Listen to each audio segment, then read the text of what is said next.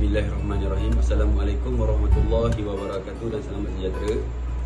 Yang saya kasihi, yang saya hormati puan pencerah kami iaitu Zulaika Zubir.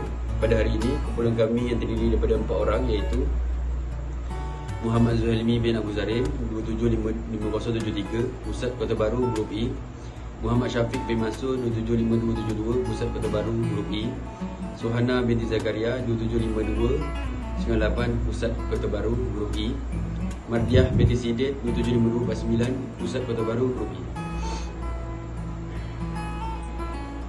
Ingin membentangkan satu tajuk khas iaitu pemakaian teori Hofstede terhadap budaya masyarakat Korea. Pengenalan. Budaya adalah satu perkara yang unik yang dapat dibincangkan dan budaya ini menjurus kepada sesebuah masyarakat.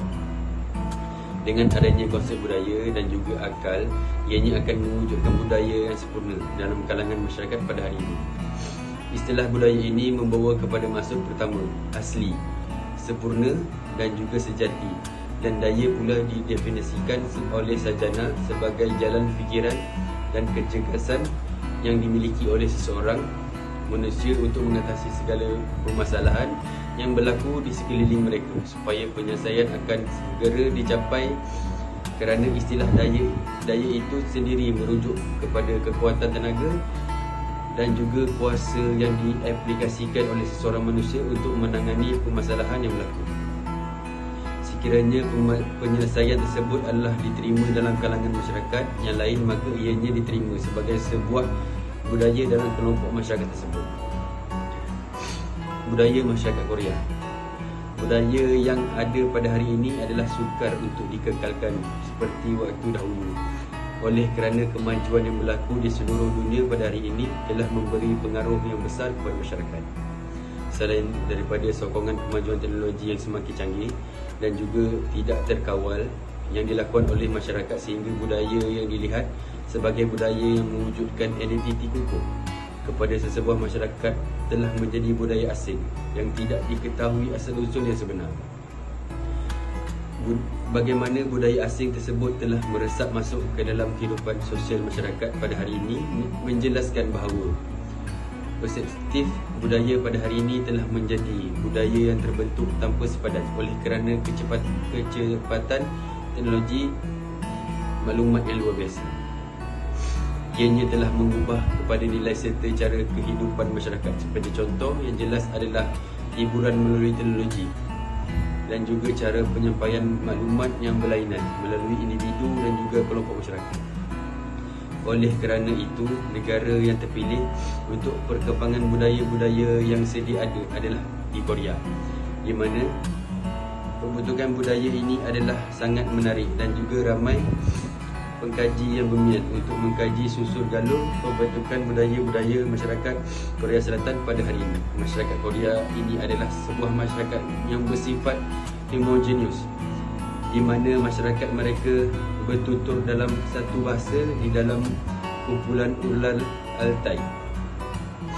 Dan tidak hanya setakat itu saja, apa yang unik dengan budaya masyarakat Korea ini adalah pengaruh daripada budaya dan juga tamadun sini. Sebagai contoh, orang Korea tidak terlalu banyak bahasa. Dia akan menggunakan satu bahasa saja, ialah bahasa sendiri, bahasa Korea. Dia tak akan belajar bahasa Inggeris, Cina, Melayu, sebab bahasa Korea diorang dah terlalu maju. Okay, terima kasih. Next slide akan dibentangkan oleh rakan saya. Terima kasih. Assalamualaikum. Assalamualaikum, saya Suhana binti Zakaria, nombor metrik 275298. Saya akan sambung slide nombor 5. Korea juga merupakan bangsa yang cukup kukuh dengan identiti budaya yang mampan, dan juga budaya mereka ini adalah budaya yang pelbagai oleh kerana nenek moyang mereka adalah bangsa yang dikatakan moden. Pelbagai gelaran yang diberi oleh masyarakat Korea kerana budaya yang ada pada negara ini, seperti contoh Chonson, Goguryeo, Baekje, Silla dan lain-lain lagi. Masyarakat mereka terbentuk daripada dinasti-dinasti yang wujud di Korea. Okey, ini adalah rajah yang menyatakan cara penyebaran Hallyu di Korea. Seterusnya, slide nombor 7. Korea pada hari ini terkenal dengan jolokan Hallyu, di mana Hallyu ini diistilahkan sebagai ganti nama kepada Korean Wave, iaitu gelombang Korea, yang menjadi fenomena sensasi di seluruh dunia pada hari ini untuk mendekati pelbagai masyarakat Korea dan jolokan Korean Wave ini menjadi kebanggaan kepada masyarakat Korea dan juga terhadap kerajaan Korea kerana budaya mereka telah diangkat di seluruh negara dan menjadi trend kepada masyarakat yang lain untuk mengikuti dengan lebih lanjut berkenaan dengan budaya Korea.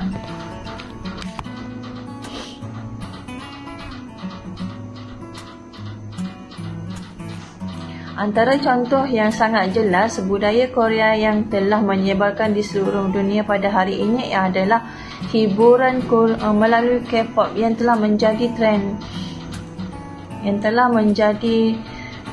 trend terkini sebagai ikutan tanpa mengira lapisan masyarakat. Pada masa yang sama juga ianya adalah salah satu strategi masyarakat Korea yang menyebarkan perkembangan budaya mereka kepada masyarakat lain. Malahan drama-drama bersiri Korea yang semakin banyak pada hari ini adalah pada hari ini juga salah satu cara bagaimana Korea dapat mengembangkan budaya mereka melalui perlakuan dan juga perbuatan yang tidak ada pada budaya yang lain dengan pengaplikasian drama-drama yang berunsur sejarah dan pelbagai. Okey, seterusnya saya serahkan kepada rakan grup saya yang lain. Terima kasih. Assalamualaikum warahmatullahi wabarakatuh. Saya Madiah binti Sidi, nombor metrik 275249 daripada Grup E Kota Baru. Pengembangan budaya di dalam masyarakat Malaysia yang dibawa masuk oleh Korea dapat dilihat melalui muzik di kaca televisyen seperti drama-drama yang disiarkan yang berunsur pengembaraan kemasyarakatan, melalui makanan yang telah dibawa, melalui fashion yang telah diperkenalkan, identiti dan pendidikan. Selain itu juga penerapan nilai dimensi Hosfit terhadap budaya masyarakat di Korea ialah melihat kepada bagaimana budaya masyarakat wujud sehingga ke hari ini. Jelas kita dapat melihat bahawa pembentukan budaya terhadap masyarakat di Korea adalah berlaku secara berperingkat. Pengekalan terhadap budaya di negara ini adalah berdasarkan kepada sikap masyarakat itu sendiri yang telah mengambil inisiatif dengan penerapan nilai budaya yang cemerlang sekaligus amalan dan juga pengaplikasian ini akan menonjolkan lagi identiti budaya yang mapan dalam kalangan masyarakat di Korea. Antara elemen sokongan budaya yang telah diperkenalkan di negara Korea adalah sejarah, iaitu budaya di Korea terbentuk dengan sejarah dan kita dapat melihat contoh yang berlaku terhadap pembentukan budaya di Korea ini berlaku semenjak beratus tahun lamanya adalah melalui cara masyarakat mereka berpakaian mengikut kepada wilayah yang tertentu dan ianya bermula daripada pembentukan era pemerintahan maharaja di negara itu seperti era Joseon. Selain itu, budaya melalui hiburan pula, masyarakat Korea mengambil pendekatan dengan menyiarkan kembali drama-drama yang berunsur seperti sejarah dan juga dokumentari di mana mereka akan menyelipkan serba sedikit amalan dan juga perlakuan yang berkaitan dengan budaya mereka, dan cara mereka adalah dengan menampilkan pelakon-pelakon yang berpewatakan menarik untuk memancing masyarakat menonton drama dan juga filem tersebut. Selain itu, melalui ekonomi pula, dengan adanya pendekatan budaya Hallyu di Korea, budaya negara ini telah menjadi penyumbang terbesar terhadap kemampanan ekonomi kerajaan dan Sangyong. Pada tahun 2010 menyatakan bahawa Korea pada hari ini adalah pengeksport budaya yang sangat berjaya kerana ia telah terkenal di peringkat global, dan Hallyu ini telah memberikan pendekatan kepada kerajaan Korea untuk memperkukuhkan ekonomi mereka melalui penyebaran gelombang Hallyu. Dan contohnya kita dapat melihat bahawa pada sekitar tahun 1999 negara-negara Asia telah mengalami krisis ekonomi yang teruk dan juga ekstrim sehingga kerajaan di negara-negara Asia buntu untuk mencari jalan keluar kepada kemeluk ekonomi yang berlaku. Namun tidak lagi bagi Korea apabila mereka berjaya menangani ekonomi mereka dengan penyebaran gelombang Hallyu hingga ke hari ini. Dalam Hotspot Culture Dimension terdapat 6 nilai budaya iaitu individualism versus collectivism, power and distance, femininity dan masculinity, uncertainty dan evidence, long term versus short term orientation dan indulgence versus resistance. Sekian, terima kasih. Assalamualaikum warahmatullahi wabarakatuh. Saya Muhammad Syafiq bin Mansur daripada Grup E, Kota Baru, Kelantan. Elemen konteks tinggi dan rendah. Selain itu juga, elemen konteks tinggi dan juga rendah bagi institut kekeluargaan budaya masyarakat di Korea sangat menjaga maruah ahli keluarga mereka. Sekiranya ada dalam kalangan ahli keluarga mereka yang melakukan perkara yang mencemarkan imej keluarga mereka, maka masyarakat akan memandang hina kepada keluarga mereka tanpa mengira status.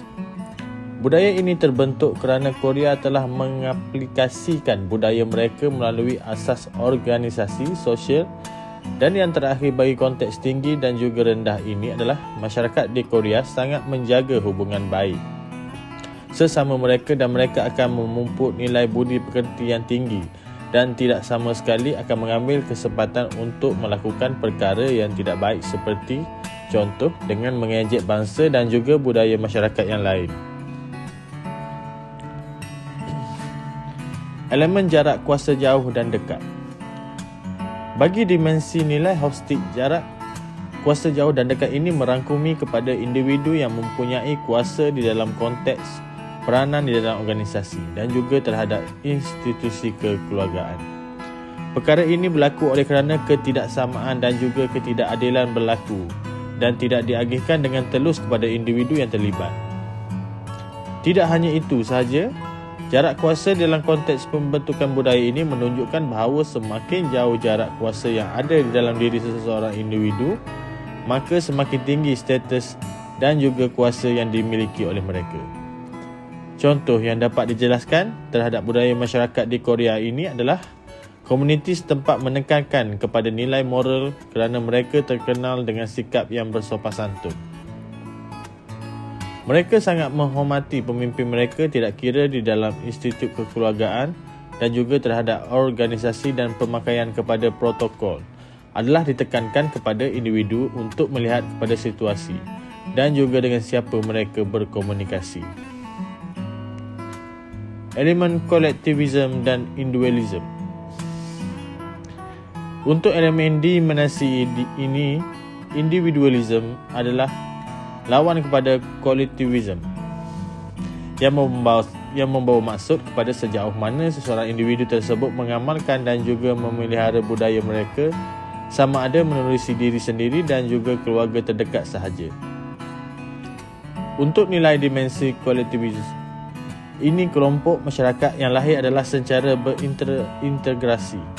Tidak hanya itu sahaja, ianya berterusan kepada generasi ke generasi yang lain dan antara contoh adalah masyarakat di sana memberikan sepenuhnya komitmen terhadap warisan budaya yang ditinggalkan oleh nenek moyang mereka daripada ratusan tahun.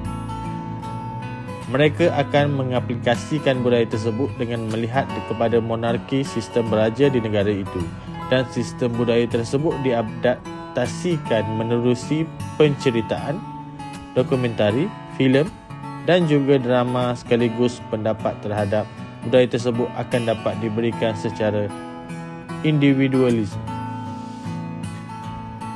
Kesimpulannya, oleh itu secara keseluruhan dapat disimpulkan bahawa budaya ini adalah satu pendekatan yang sangat menarik untuk dikaji. Dan dalam pada masa yang sama, budaya yang ada dalam kalangan masyarakat pada hari ini perlu dijaga dan juga dipelihara untuk generasi yang akan datang kerana ianya merupakan salah satu warisan yang tidak ternilai harganya.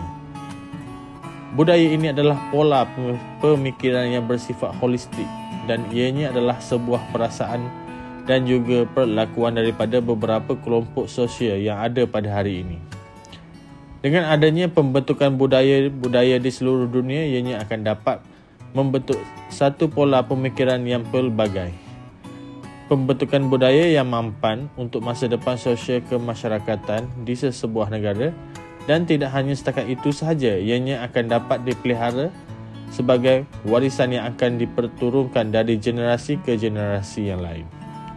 Kita melihat bagaimana teori Hofstede ini dapat menonjolkan budaya di Korea melalui pendekatan dimensi yang ada pada teori ini, dan sekaligus kita dapat mempelajari bagaimana perkembangan budaya sesebuah masyarakat ini akan dapat ditonjolkan melalui pendekatan-pendekatan yang tertentu.